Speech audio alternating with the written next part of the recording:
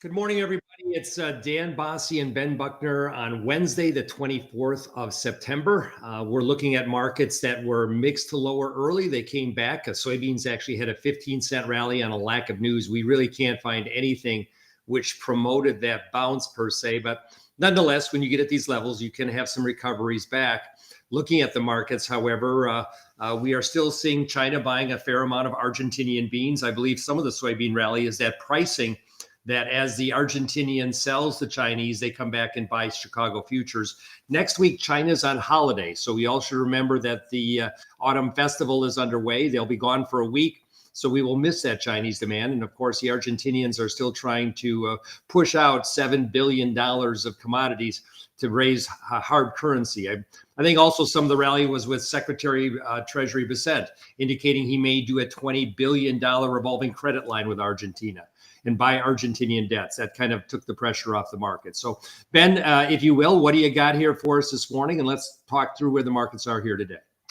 Yeah, there's not a lot going on, fresh at least. And I think one of the stories this week has been just volume's been pretty pathetic. So it's kind of hard to read anything from these daily moves, which have been up one day, down the next. And the opposite happens on alternate days. So it's kind of where we are. I think, we've been talking about risk management. There could be ingredients for recoveries, fund shorts, kind of the intricacies of policies, et cetera.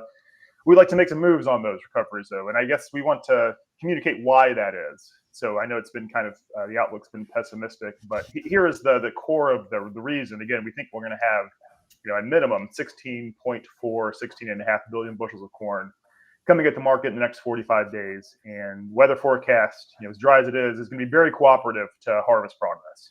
So we're going to get this incredibly large corn crop out of the fields into elevators very, very quickly. And so you see here, we've got rainfall the last 72 hours on the left range where it's needed. We just need some water in places like Kentucky and Tennessee, and they got it. You kind of see pretty clearly the funnel system moving south and east pretty rapidly. We've got complete white on NOAA's QPF for the next 7 days. So no threats to harvest. It's going to move very, very rapidly. And so just thinking about, the physical movement of grain, soybeans, I think it's going to be kind of burdensome, at least in the short term. We also want to think about just the nuance of balance sheets moving forward. And so we have seen, and we've talked a lot about sorghum and kind of the sorghum man the last 60 days. Weaker basis again. So now in a place like Hays, Kansas, spot sorghum bids are $1.26 below December corn futures. A lot of places 90 under. So, barely above $3 cash corn. And that's not insightful anymore. We know we've got too much sorghum. China is not buying sorghum. Sorghum joined soybeans in the list of concerns with respect to U.S.-Chinese trade policy. But I wanted to show you what we think this means and what it has meant. So we have seen ethanol production be pretty robust the last 12 months. In the June-August period, physical ethanol production, we don't have official data yet, but probably a little bit higher than the previous year. But when we look at corn used for ethanol production, the June-August period was down 40 million bushels from last year. And that, I think, is improved yield in ethanol plants, but also I think this is just the maximum inclusion of sorghum. So I think we're going to see ethanol data moving forward be a little disappointing, and just know that that's because a lot of plants are using an incredible amount of sorghum instead of corn because it is $1 per bushel cheaper in places like Kansas and a lot of the Central Plains. So that's one concern. Soybean oil, too, has kind of faltered. We've got the small refinery exemptions in the rearview mirror, more or less, but do they get reallocated? There's going to be a lot of court challenges here. And so I don't think we're going to have a lot of detail surrounding how much renewable diesel needs to be produced until, spring 2026 or later. So soybean oil is kind of joining the other markets, equilibrium between 42 and 50 cents a pound.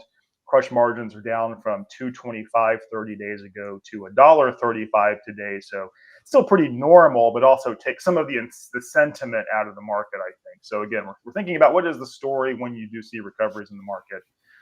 Also thinking about soybean yield, just the arithmetic. It's been incredibly dry. You're probably going to have, trimming of pod weights east of Mississippi. There's no doubt about that. But thinking about the protocol of USDA. So this was all pod counts, 1,923 in September per 18 square feet, 10% from last year.